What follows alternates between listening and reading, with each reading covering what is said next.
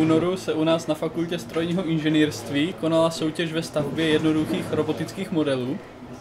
Soutěže se zúčastnilo asi 10 týmů z prvního až třetího ročníku oboru mechatronika a strojírenství a prezentovali tady svoje projekty, na kterých několik měsíců pracovali. Je to tlačiareň biaxiálneho typu, to znamená, že se může pohybovat po dvou osiach, a je to skorej ploter.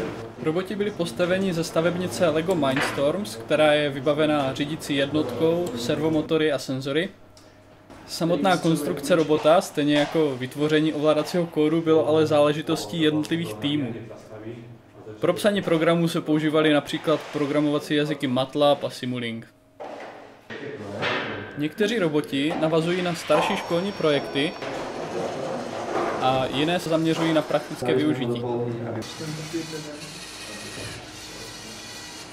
Protože typ robota nebyl příliš omezen, tak se objevily i docela originální modely. Je to střílna, která si proskenuje místnost a hledá přibližující se objekty.